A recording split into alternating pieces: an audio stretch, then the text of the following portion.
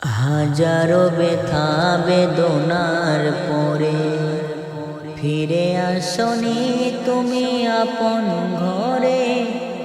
দিনের আলো তুমি সরিয়ে দিতে চলে গেলে মদিনায় মক্কা ছেড়ে। হে রাসূল তোমাকে ভুলি আমি কেমন করে। হে রাসূল তোমাকে ভুলি আমি কেমন করে।